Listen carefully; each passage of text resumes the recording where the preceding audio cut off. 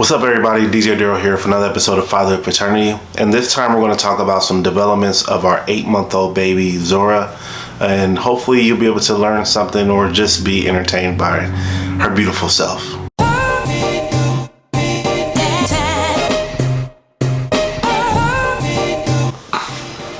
Who does she look like? Tell me in the comments below. Everybody says she looks just like me. Maybe I got to see it on camera, but I don't see it. You look like daddy? So on this one, I want to make sure that I documented where Zora is for now, not only for us, but for her to see herself too.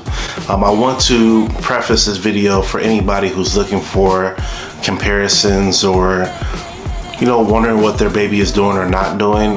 I want you to know for sure that your baby is special. Every baby is different. We can get on the internet and compare our babies to what other babies are doing. This is me speaking to myself.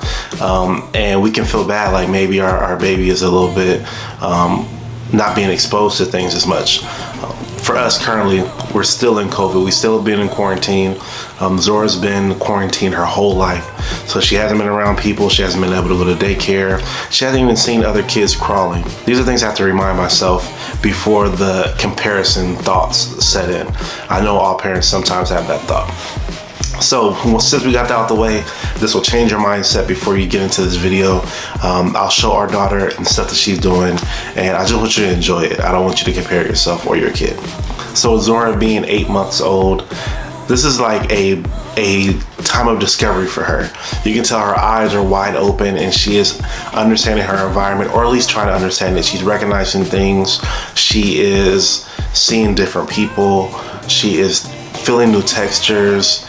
There's a lot of things that she has never seen before that she is discovering. From bath time where the water is splashing on her, she will want to grab the wash rag. All these things with discovery are opening up her eyes to more things, whether it's eyesight, touch, and taste. So be looking out for your child to want to discover and grab and really grab and put everything in their mouth, because that seems like, at least for Zora, her biggest way of discovering things. So now that we have discovery out the way, there's things that she has discovered as being some of her favorite things, and her favorite toys, and just her favorite times of the day. She has toys that she will play with to sit up, and that helps her with her motor skills. Hello, hi, what's new? And what's the way to say goodbye? So along with her toys, one of her favorite things that she has been doing, or that we do with her, is reading. It seems like she is really inputting all these new words and emotions that come along with storytelling. When she sees us read or watches us read to her sister and sees how excited her sister gets, she gets very excited. Side note, she loves her sister. Her sister is like her favorite person besides her mom. Whenever her sister is running around, she watches her and jumps now. Like, she will start kicking her legs and laughing.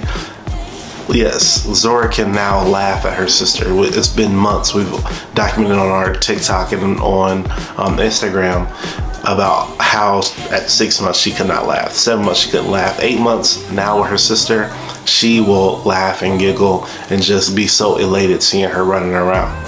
So toys, the toys that she plays with during tummy time, this is a great type of toy for her to have.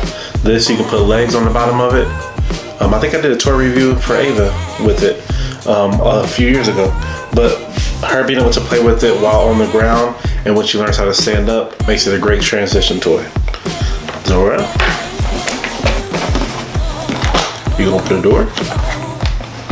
You can stand.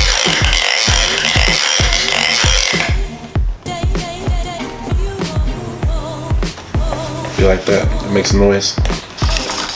Go, go, go, go.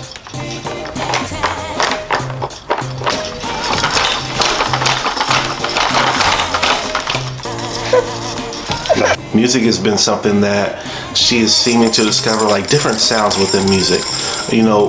Hearing us sing a song that's playing on the radio or on TV, you can see the confusion or maybe the connection happening, because she'll look at me singing and then she'll look at the TV, which is where I play music off of, and then she'll look back and forth, and I just see that connection happening. I just love seeing stuff like that. So another thing that she is doing a lot more, she's becoming a lot more mobile.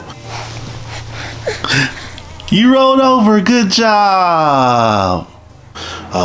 She is moving around. I probably will try to, I need to set up the camera and let you guys see like how much she'll move in 30 minutes over and around the floor. We have our little tummy time circle, but she has expanded that to really the whole living room. She doesn't know how to crawl yet, but she will roll. If she sees something she wants, she will roll her way over to it, getting those legs moving and flipping over. If she's on her belly, she knows how to get on her back. If she's on her back, she can get on her belly. So that's good. And we try to put stuff out of her reach so that she can try to reach for it, because when we're holding her, she'll just throw her whole head and body back. So when she's laying down or she can dive for something, she will. So parents, be careful, because when they're on your lap, they'll dive as if they have no fear. So they don't know what the danger could be. So just be aware. So along with those new sounds that she is hearing and hearing from us, and that we don't even pay attention that we do, she loves the new noises. So she's starting to make noises with her mouth. She knows, you know, when they do that, or we try to teach her what clapping is. So I'll say clap, and when I clap, she kind of blinks really hard, because I guess it's either scary or loud to her. But she starts to get it now. We've been doing it for about 2 weeks, where we say clap, we'll say cheese, and we'll say bye-bye and goodbye and good night. Those type of things where she'll see a word and know that there's an action that comes with it.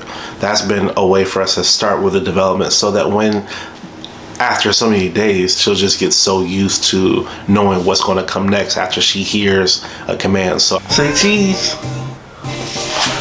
What about clap? Clap. Clap. Say cheese. Whistle. Clap, clap, clap. Clap, clap. I whistle, I clap, I say hello, I say cheese. We do the good night, we do eat. And then we're gonna start doing the sign language with that in the next couple months. So since we have been transitioning, there's been some new transitions that we've been working on with her. So one, trying to give her some solid foods. We've tried bananas with breast milk. Ava and I have made pureed sweet potatoes. And we've given her a French fry. That's giving her the food in her hands so she can try to feed herself, because the baby led weaning is happening now. She is wanting to try and discover every single thing that we're eating. So you got to be aware of what's in their reach, because they have those ninja fast hands that they'll grab, and by the time you grab them, it'll be like a handful of rice or cereal or whatever. So be aware of what you have around them, because they're going to grab it and they're going to want to get it and put it in their mouth, because that is their form of discovery. So along with the food, we're doing sleep training now. So if you remember, sleep training started with us with Ava at 11 months.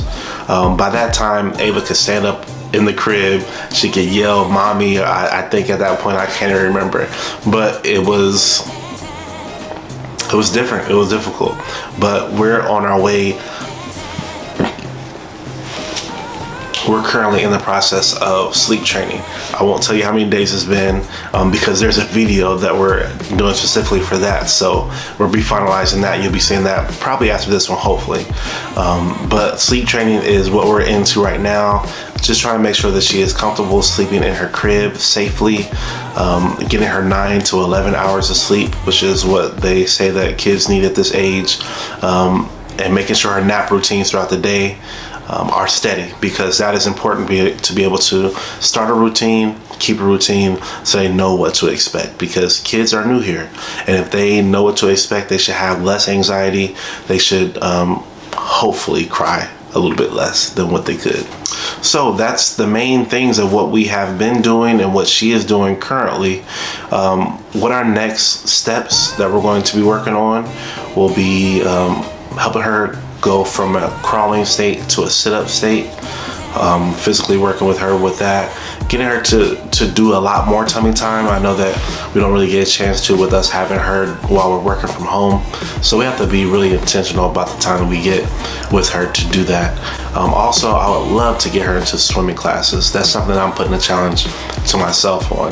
If I see myself talking about this and I have not did it as I did with Ava, I still haven't put her in swimming classes, and I get upset about myself for not executing it. So I'm putting it on record that I need to do this so that both my kids can swim and be safe. Also, the last thing that we're going to be working on in the next month is her sipping or drinking milk from a cup. So the bottle, she doesn't even really like it as much. She's still like, I want breast milk. So we're going to try to get her a cup, because it's about that time where she's going to start eating more solid foods in the next months, and she's going to need to use a cup. Hopefully by a year she'll be, fully on a sippy cup. So I hope you're excited about the things to come with your baby. I hope that, as I said in the beginning, please don't compare. We're in COVID-19, we're in a pandemic. There's so many things different with Zora than it was with Ava. So, as I always say, be patient, be present, and always make sure you're being proactive in your child's life, because you're helping them become great humans.